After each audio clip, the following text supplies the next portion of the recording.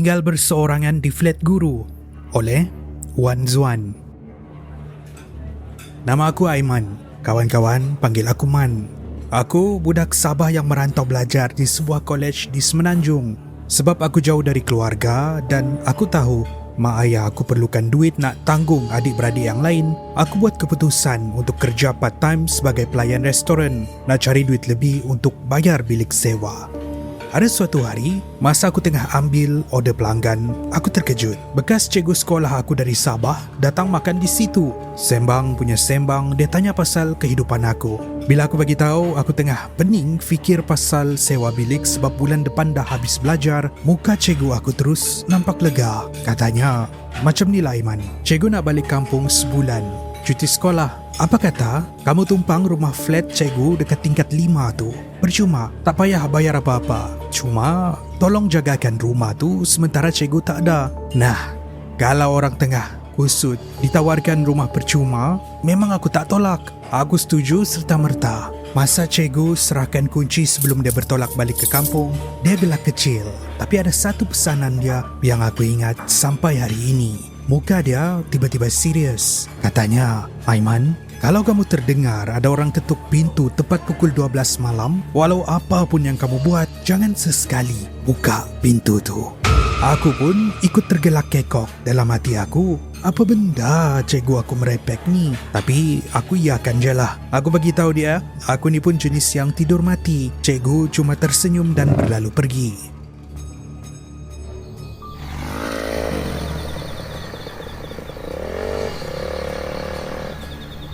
Minggu pertama dan kedua di flat tu semuanya okey. Flat tu sunyi yang sangat pelik. Tapi aku tak fikir banyak, mungkin sebab orang tak ramai di rumah. Yalah, waktu tu waktu cuti. Tidak sehingga masuk minggu ketiga, benda tu mula terjadi.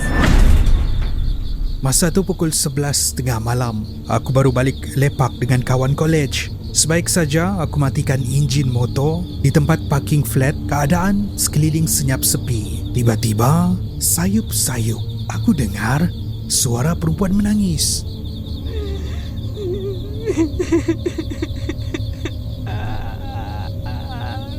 Bunyi tangisan tu mendayu-dayu dari arah blok. Aku tak sedap hati, tapi aku cuba pujuk diri sendiri. Aku kata, salah dengar ni. Aku terus naik ke rumah tingkat 5. Bila aku masuk rumah, kunci pintu, terasa lega. Mandi, tukar baju dan baring atas katil. Tapi masa aku pejam mata, aku dengar lagi suara perempuan tu. Kali ni bunyi tu bukan dari luar. Suara tu datang dari arah dapur rumah cikgu aku. Aku cuba paksa mata untuk lelap. Aku selubung dengan selimut. Tiba-tiba ada orang ketuk pintu depan. Masa tu aku tengok jam, pukul 12 tengah malam. Entah kenapa, otak masa tu tak terfikir langsung amaran cikgu. Aku cuma rasa rimas dan pelik. Aku kata, siapa pula yang ketuk pintu malam buta ni? Aku bangun, meluru ke pintu depan dan terus buka. Kosong. Tak ada sesiapa di koridor.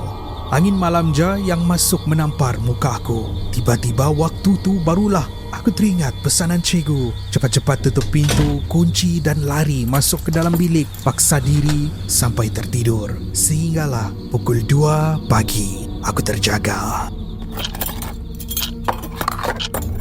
Ada bunyi bising dari arah dapur. Bunyi macam orang tengah punggah barang, selongkar kabinet dan kuali. Berdentang-dentang bunyi tu. Jantung masa tu dah berdegup laju. Aku kata, ini mesti pencuri. Aku capai kayu baseball yang aku jumpa di tepi almari dan jalan perlahan-lahan keluar daripada bilik. Keadaan ruang tamu gelap. Aku jenguk kepala ke arah bingkai pintu dapur. Apa yang aku nampak malam tu buat aku hampir terpengsan. Bukannya pencuri, tapi satu susuk tubuh yang sangat besar, hitam legam, tengah mencangkung selongkar barang dapur cikgu aku. Benda tu besar sampai hampir tutup ruang dapur tu. Bila benda tu sedar aku ada di situ, dia pusing perlahan-lahan dan kelihatan 2 biji mata merah menyala merenung tepat ke arah aku. Aku jerit sekuat hati dan lepas tu semuanya gelap. Aku terpengsan.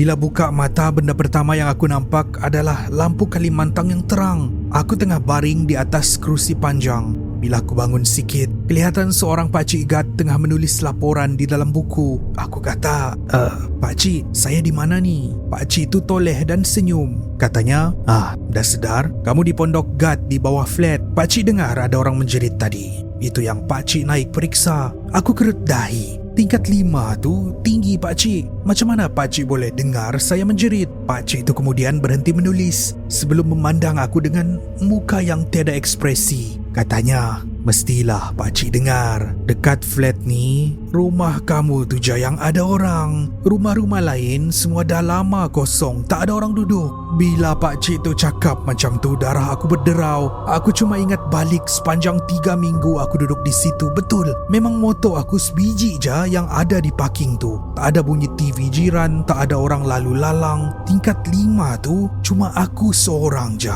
Malah di seluruh bangunan tu, aku je yang tinggal di situ selama 3 minggu. Pagi tu juga, lepas ucap terima kasih dekat pakcik guard, aku terus naik ke atas, kemas semua barang, letak kunci di depan pintu dan terus pecut motor balik ke rumah sewa yang lama. Dan sampai sekarang, aku tak pernah hubungi cikgu tu lagi. Aku tak tahu apa benda yang dia bela di dalam rumah tu ataupun apa benda yang berada di bangunan tu. Kenapa dia tinggalkan aku seorang diri di flat kosong tu? Dan sejujurnya, lebih baik aku tak tahu. Kisah seterusnya, Hostel Seram oleh Wong Duan Peng, VDP. Malam ni, aku nak kongsi satu cerita. Benda ni jadi pada tahun 2017. Jujur cakap, sebelum ni aku memang jenis yang tak percaya langsung pasal hantu ataupun benda mistik ni. Tapi lepas kejadian malam tu, pandangan aku terus berubah. Masa tu aku masih belajar. Aku tak duduk asrama, tapi aku memang suka menumpang di hostel kawan bila musim cuti semester. Biasalah darah muda, kadang-kadang sampai 3-4 hari aku tak balik ke rumah. Hostel kawan aku ni di dekat tingkat 4, blok hujung sekali dekat area Sepanggar, Sabah. Siapa yang pernah duduk area dekat 1B tu mungkin tahu tempat ni macam mana.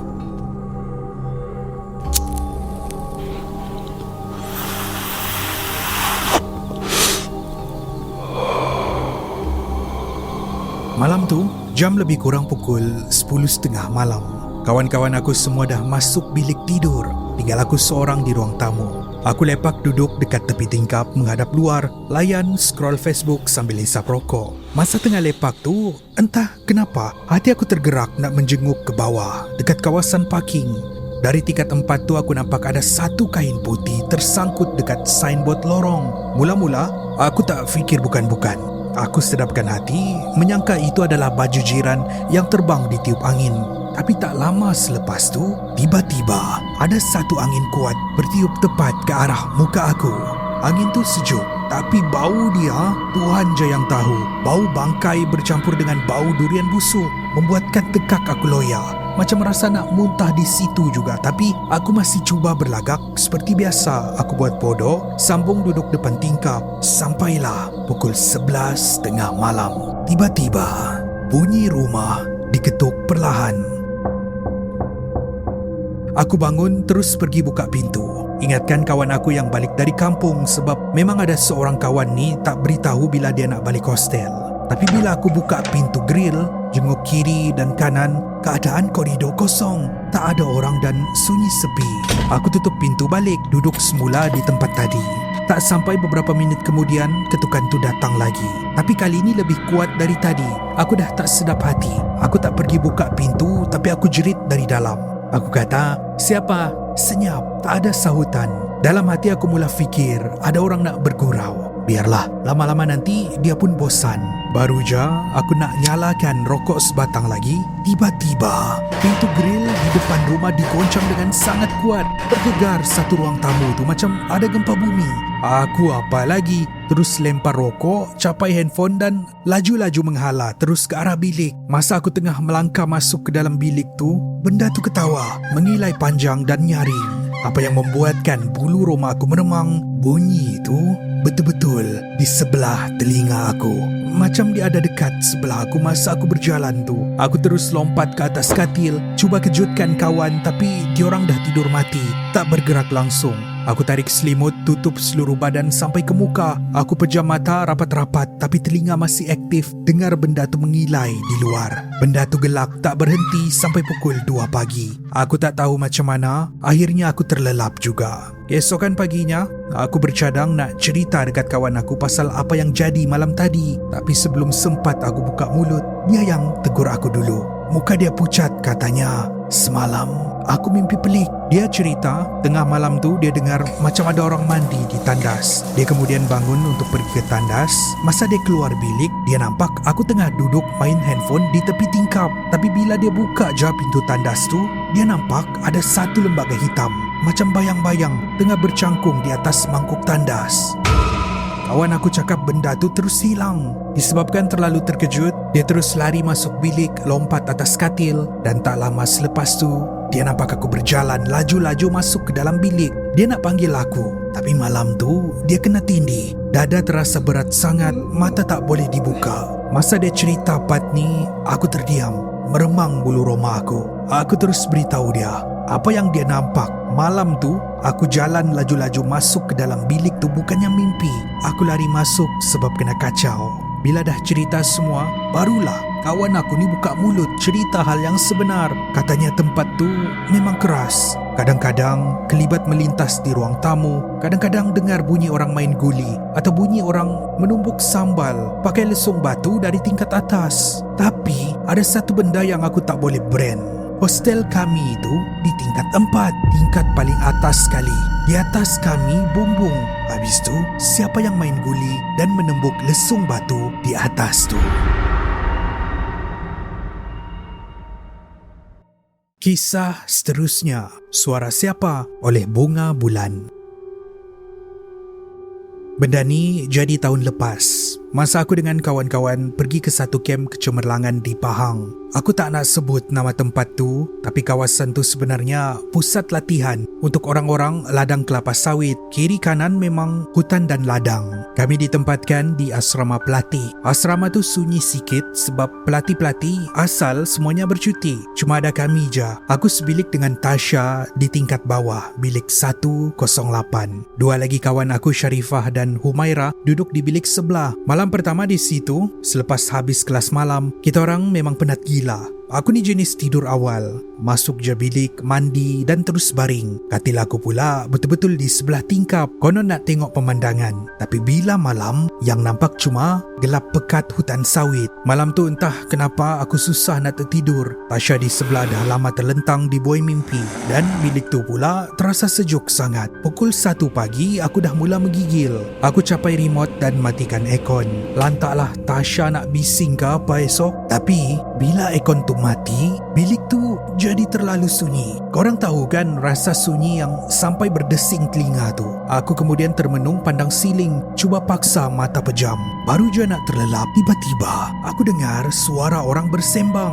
Bunyi itu datang dari bilik sebelah. Dinding asrama tu batu, tapi entah macam mana bunyi tu boleh tembus. Seolah-olah ada orang yang dekat sangat dengan dinding tu. Aku dengar betul-betul itu suara Sharifah. Aku rasa tak sedap hati. Aku cuit Tasha yang tidur di sebelah. Aku kata, "Tasha, kau dengar tak?" Tasha cuma pusing badan, merengus sikit dengan mata terpejam. Katanya, "Tidur je lah Bunga." Nampak sangat dia malas nak layan. Aku diam, cuba positifkan diri. Mungkin Sharifah tengah bergayut telefon. Tapi tak lama selepas tu suara tu senyap dan diganti dengan bunyi lain pula.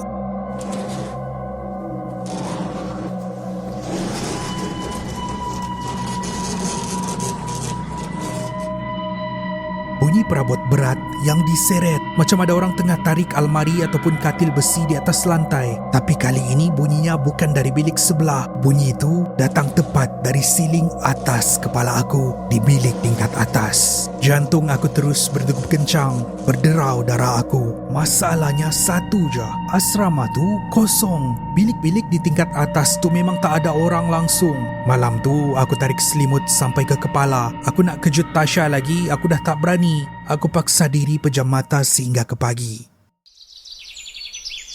Keesokannya masa sarapan, aku terus tanya Sharifah dengan Humaira pukul berapa diorang tidur semalam. Jawapan diorang berdua buat aku terdiam. Sharifah kata dia terus tidur selepas balik kelas. Humaira pun sama. Habis tu, suara siapa yang aku dengar bersembang pukul 1 pagi tu, dan siapa yang seret perabot di bilik atas yang kosong tu.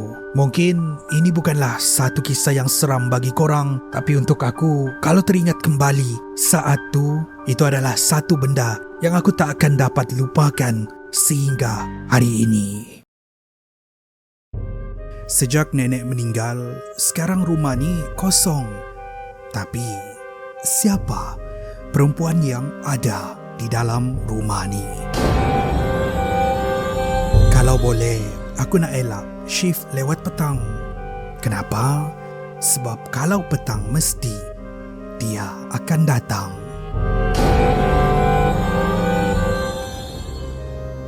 Kenapa diorang suruh jaga kawasan tebiar ni walhal tempat ni memang sudah ada penjaga? Aku kalau lalu dekat bangunan kosong tu, mesti ada yang mengikut. Setiap orang ada cerita. Ceritakan dengan kami di aplikasi perkongsian interaktif. Ceritakan boleh dimuat turun di Google Play dan App Store. Ceritakan, kongsi, baca dan undi.